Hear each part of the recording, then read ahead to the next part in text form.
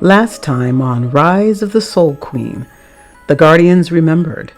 The night of the long sleep has ended, when 6 became legend and vanished into myth. Now they awaken. David remembered the Tua. Celia arrived in fire and fury. Andrew was tested and rose. And as the Guardians reassembled, the truth emerged. The arcane betrayed them. The war has already begun, and only the Tua can stop it. The awakening has begun. Episode 11. The awakening begins. The elevator doors parted with a soft hiss, revealing a sprawling high-rise suite that stretched wider than most city apartments. The safe house pulsed with quiet luxury. Glass walls shimmered with smart tint technology, filtering the skyline into warm amber hues. Polished concrete floors led toward a central lounge outfitted with modular furniture, digital panels, and state-of-the-art kitchen already bustling with Keith's staff. The teens filed in first, stunned into silence. "Whoa," Andrew muttered, his voice bouncing against the high ceilings. "This place is insane." "I feel like I just stepped into a spy movie," Kat added, twirling slowly in place as the lights adjusted automatically in their presence. Keith appeared from behind a sleek control panel, his tone smooth but authoritative. "You're all safe here. This floor is completely secured, retinal locks, biometric tracking, offline from every major grid. My team is handling everything. Your parents have been contacted and are under protective watch." A poised woman in a crisp black suit approached Keith with a tablet, murmuring updates. He nodded, eyes scanning the live feed displays mounted behind smoked glass. "This is Julia," he added without turning. "My second brain. If you need anything, ask her." Behind the teens, the Guardians entered, not hurried, not hesitant, but with quiet command of those who had walked into war and survived it. David stepped forward first, his coat dusted with ash and debris, shoulders square despite exhaustion. Talia moved at his side, silent, her gaze already sweeping the space for threat.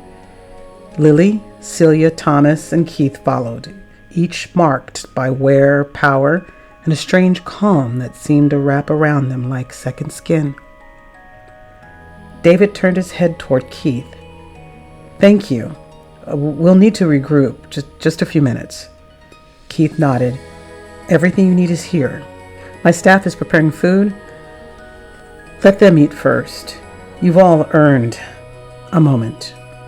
There was a pause, unspoken, yet respectful. As the Guardians held back, none moved toward the long dining table already set. It wasn't politeness. It was reverence. Of the Seryn, who were unaware of the significance and had already begun picking over trays of fresh fruit, warm bread, and steaming dishes, laughter bubbling up in cautious bursts. Talia turned to Lily. "Let's wash up first. We shouldn't join them like this." "I'll show you to your rooms," Julia offered, already in motion.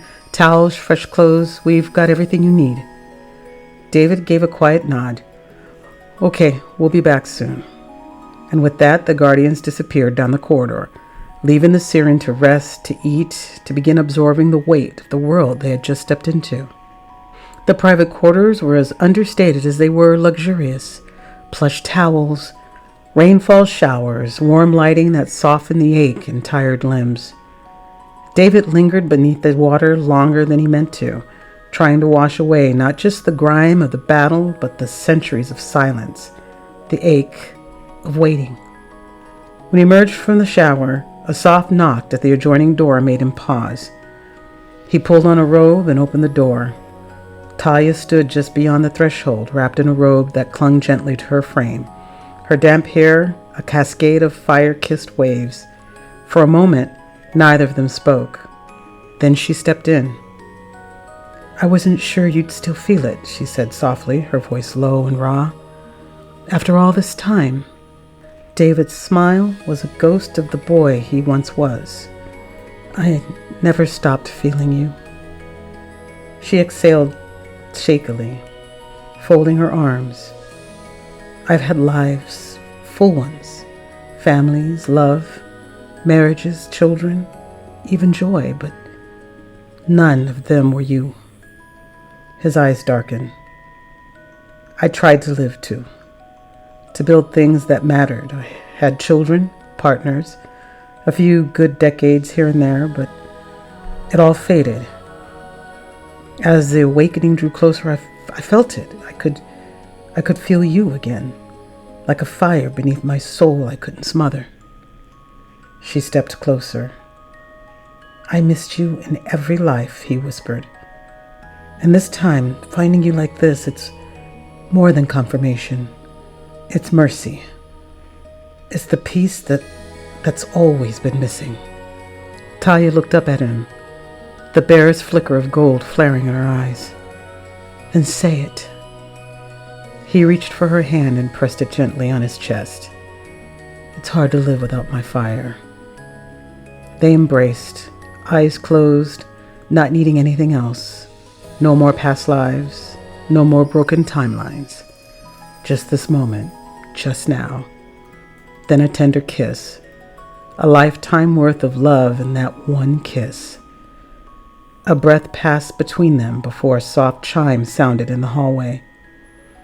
Talia pulled away slowly, her face lowered. They're waiting for us, she said. David nodded, pulling back slowly. Yes, they are. His hand caressed her cheeks softly, lifting her face gently to face his, and whispered, Let's go remind them who we are.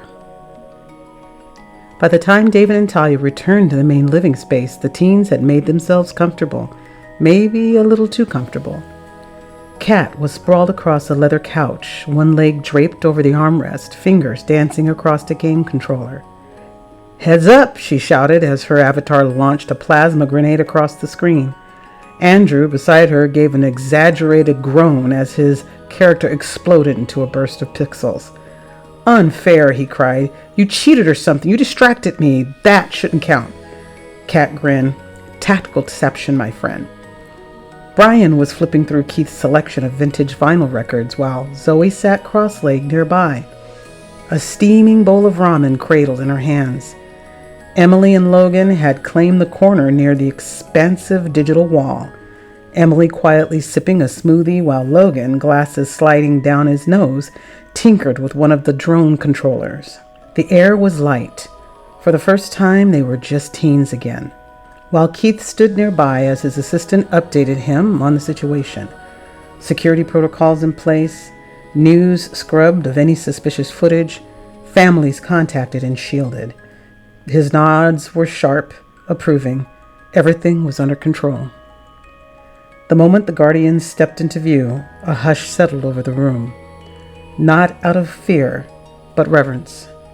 They carried a presence that couldn't be switched off. Lily's curls were still damp, and her gaze, as always, was serene. Thomas looked recentered, grounded in his purpose again.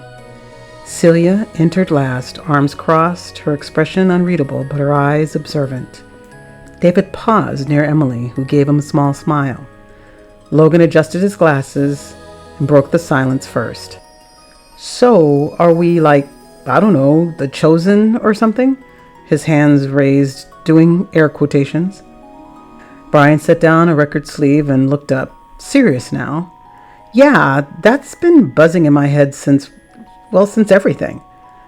Thomas stepped forward, hands open, and a gesture of welcome. You could say that. He crossed the room slowly, stopping in front of Brian. You are all Seryn, leaders, anchors, the source of power and balance for each faction. He placed a steady hand on Brian's shoulder. You are my Seryn.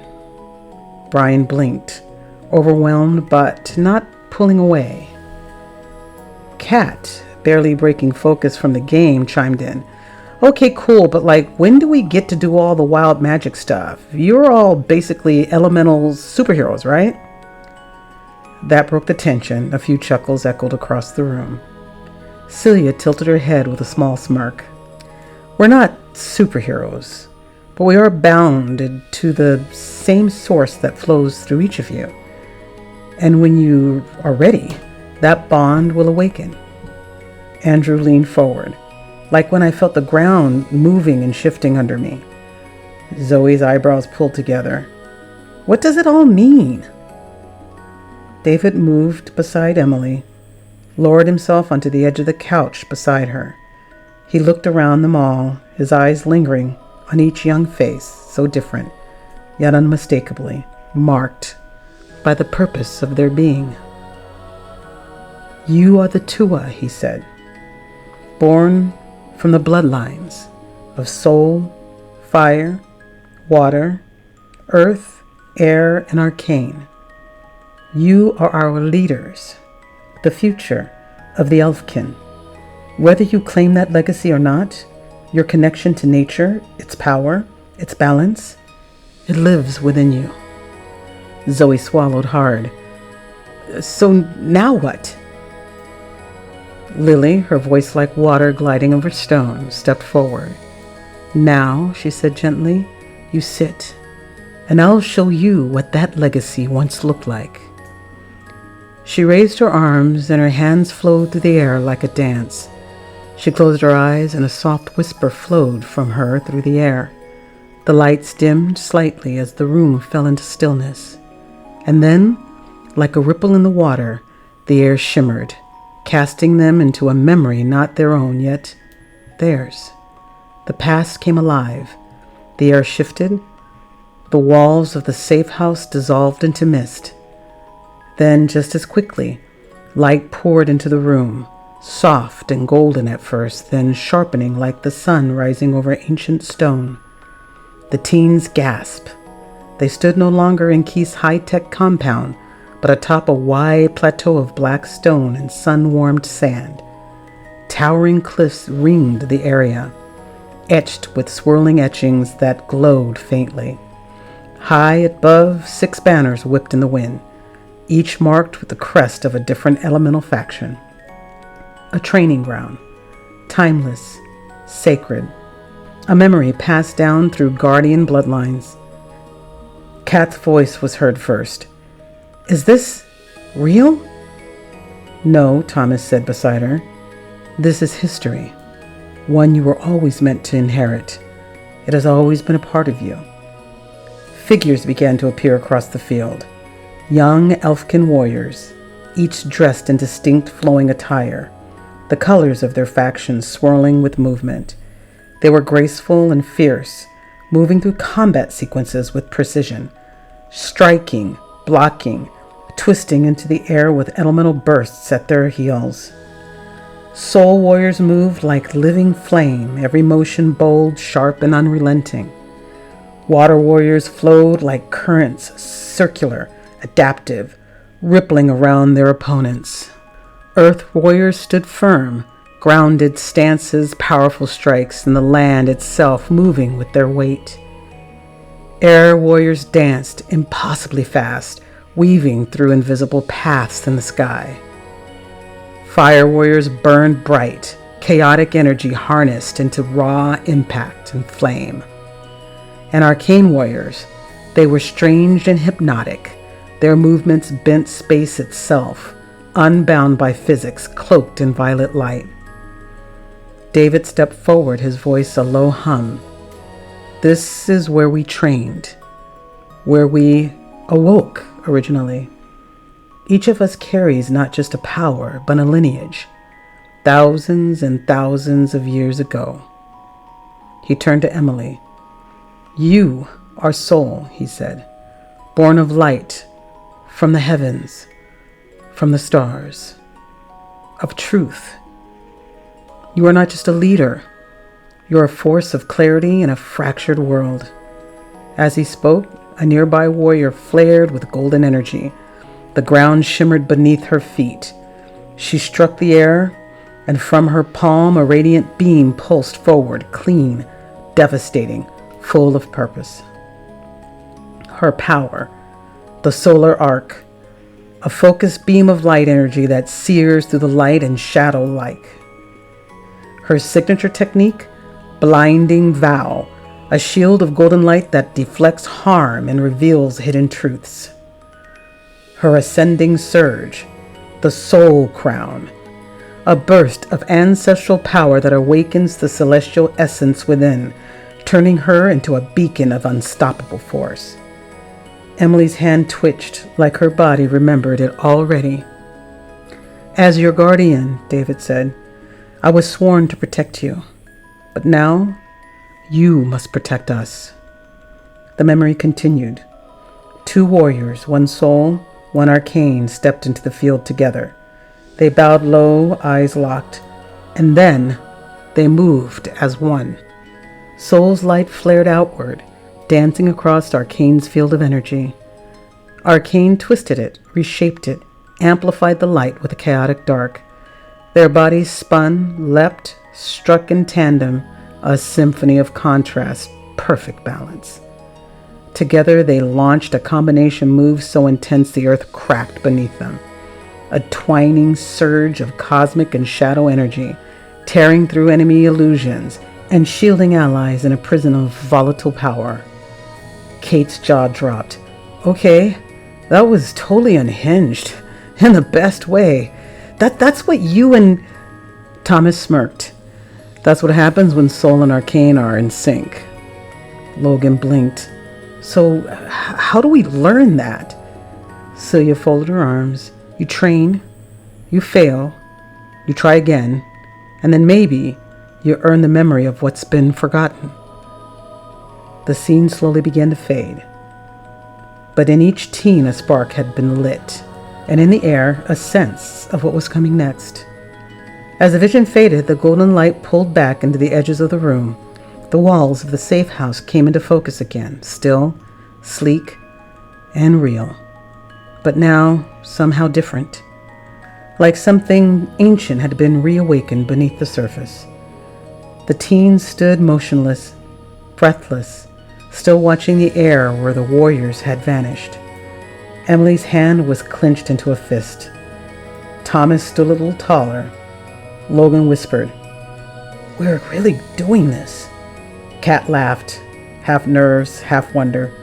"Well, I did say I wanted to be the main character in a video game." David turned back toward them, his expression unreadable at first. Then he smiled. A real smile. Warm, knowing, unshakably calm.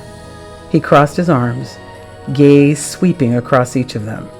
"So," he said, his voice steady, "which one of you is first?" And just like that, the awakening had begun.